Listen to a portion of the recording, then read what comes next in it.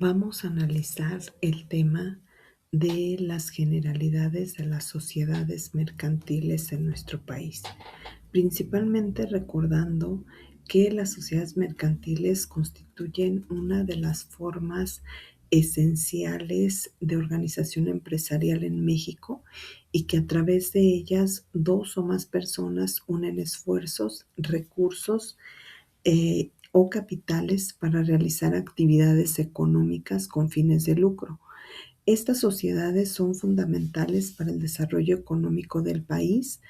ya que permiten la inversión, la generación de empleo y la realización de actos de comercio de manera organizada. Su regulación principalmente la vamos a encontrar en la Ley General de Sociedades Mercantiles en nuestro país, Código de Comercio y en algunas otras disposiciones complementarias. No sin antes señalar que las sociedades mercantiles son personas morales comerciantes y que es en realidad una persona moral creada mediante un contrato por medio del cual dos o más personas acuerdan aportar bienes, dinero o trabajo para la realización de un fin común de carácter económico y lucrativo.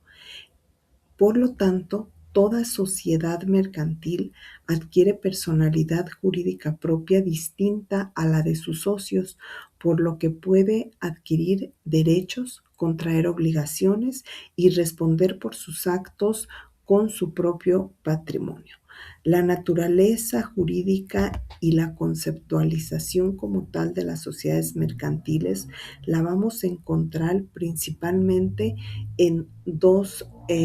funciones esenciales, tanto de manera contractual como ya que de esta nacen a un acuerdo de voluntades de los socios y además como una naturaleza o una conceptualización meramente institucional, porque una vez constituida adquiere personalidad jurídica propia y funciona conforme a la ley y a los estatutos sociales que se establecen para su constitución. Es así como será entonces una persona jurídica distinta a la de sus socios, que se obliga mutuamente a combinar los recursos que ya hablábamos de naturaleza económica, física o inclusive estatutaria para la realización de un fin común de carácter preponderantemente económico y con fin de especulación comercial. Es así como tenemos o debemos distinguir entre sociedades civiles y sociedades mercantiles, ya que las sociedades mercantiles siempre tendrán como característica el fin de lucro mediante operaciones comerciales. Es así como entonces encontramos elementos esenciales dentro de las sociedades mercantiles, hablando principalmente de los pasos para registrar cualquier tipo de sociedad mercantil, que es desde obtener una autorización para el uso del nombre o razón social de la misma ante Secretaría de Economía por medio de ya sea vía online con el nuevo módulo único de autorización de denominaciones,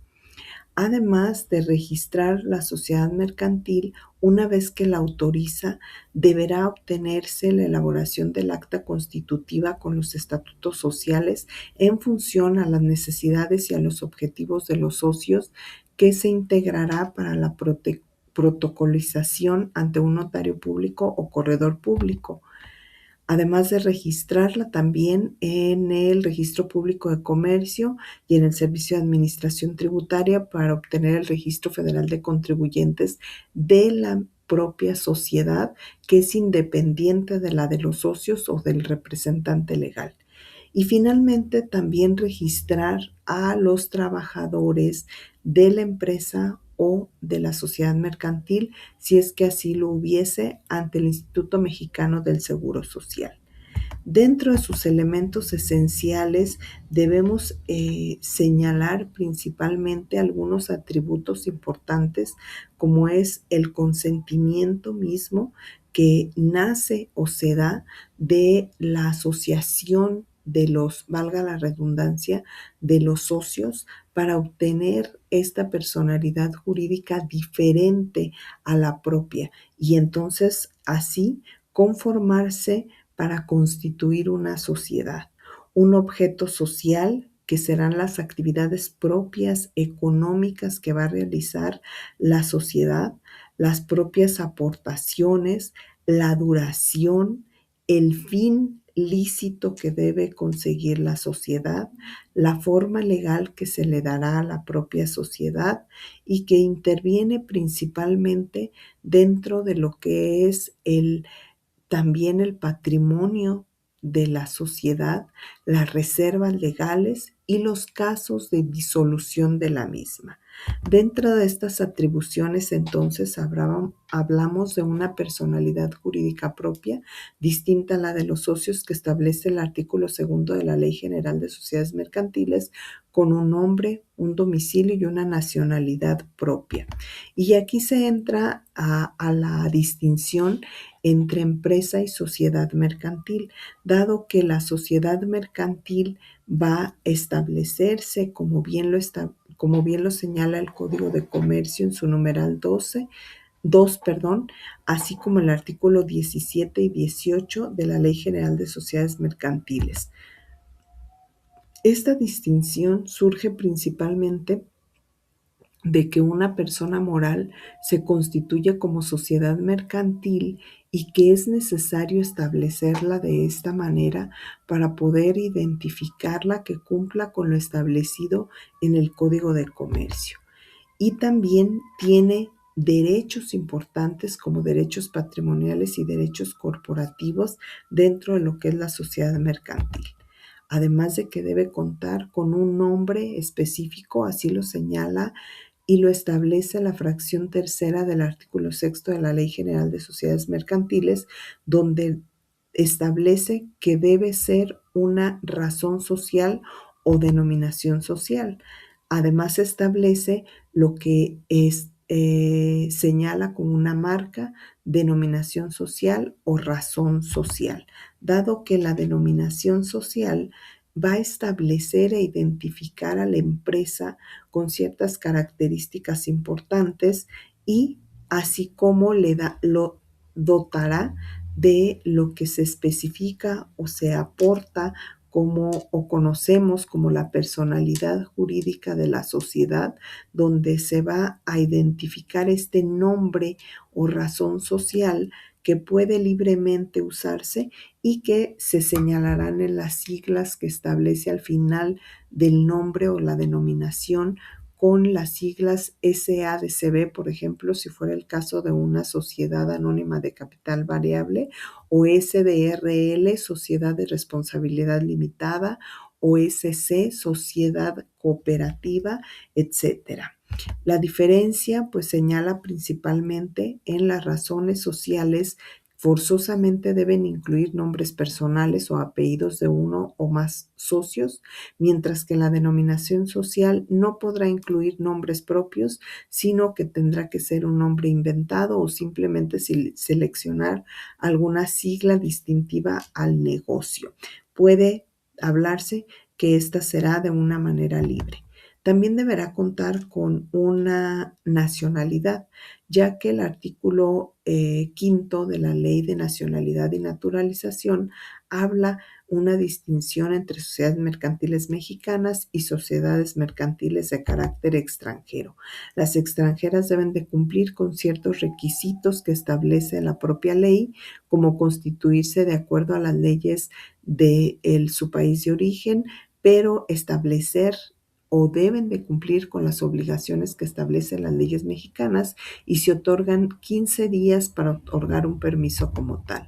También debe haber un número de socios dentro de las sociedades mercantiles, que en México existe un mínimo de 2 socios, aunque no se tiene esto como un límite, ya que el artículo 86 bis de la Ley General de Sociedades Mercantiles habla de que pueden existir las sociedades unipersonales y que también estas tendrán validez, que pueden ser las sociedades anónimas y las sociedades de responsabilidad limitadas. En cuanto a la administración y representación, son órganos de representación importantes que establece el artículo 27 del Código de Comercio, órganos de soberanía y de asamblea de socios, órganos de representación y administración en la operación inherentes principalmente a lo que es el cumplimiento de la representación, como bien lo señala el artículo 10 de la Ley General de Sociedades Mercantiles. Además, el órgano de administración que deberá contar con una representación tal de pleitos, cobranzas, actos de administración, actos de dominio y suscripción de títulos de crédito, que es un poder amplio que se otorga al representante legal. Una finalidad o objeto de la sociedad que va mucho y que versa mucho sobre lo que debe de cumplir o como así se denomina el objeto por el cual es creada la sociedad. Un objeto que está basado principalmente en la determinación de la actividad o actividades que va a desempeñar determinada sociedad. Una duración que en el acta constitutiva puede indicar también la duración de la sociedad mercantil. Por ejemplo, la sociedad anónima puede durar o su duración puede ser de 1 a 99 años. Un patrimonio social o capital social, que son las aportaciones de los socios, que pueden ser aportaciones en capital, aportaciones en especie, en dinero o también el famoso know-how de una idea, algo intangible que puede ser difícil de cuantificar, pero que también puede ser aportado. Las reservas legales, de las cuales también debe en un momento dado las sociedades constituir como una inmovilización de estas utilidades en reservas legales o reservas estatutarias que así acuerden los socios voluntariamente. La constitución entonces de las sociedades mercantiles tienen que versar sobre un registro, sobre un objeto lícito, sobre la realización de actos de comercio y la constitución ante notario público cumpliendo con los requisitos establecidos por la propia ley de notariado. Existen además sociedades nulas o irregulares, que estas como tal son aquellas que para su constitución no cumplen con los requisitos de forma, por lo tanto se encuentran como algo que no existe. Y las segundas, las sociedades irregulares, son aquellas que no tienen o no constituyen un objeto lícito, por lo tanto, no existen tampoco para el derecho. Existen ciertos motivos de disolución de las sociedades mercantiles, las cuales pueden ser desde la duración, el objeto social, la voluntad de los socios, que ya no se tenga el capital social o el número de los socios que no sea el que esté establecido como mínimo inferior en la propia ley. La liquidación de la sociedad, que constituye una etapa especial o esencial en el proceso de extinción, ya para establecer como tal una sociedad en liquidación y por lo tanto pueda estar en un momento dado disuelta. Y la fusión de sociedades, que esta no consiste más que en la unión de dos o más sociedades en una sola, provocando que se extingan la primera, la fusión, y que solamente sobreviva la fusionada, ¿verdad? Y bueno, estas son algunas de las características esenciales o de las características que debe contener una sociedad mercantil en lo referente a los estatutos que se señalan y que también debe contener en la parte del registro ante notario público, que no son más que se establece la forma legal en cómo debe estar constituida la escritura pública ante el notario público. Hablando de su clasificación, pues son aquellas que establece el artículo cuarto de la Ley General de Sociedades Mercantiles y que quedan enumeradas o enlistadas en el artículo primero de la propia ley como una sociedad de nombre colectivo, sociedad de comandita simple, sociedad de responsabilidad limitada, sociedad anónima, sociedad de comandita por acciones, sociedad cooperativa y la sociedad por acciones simplificadas, cada una con características específicas, cada una debe de cumplir con estas generalidades o la mayoría de ellas,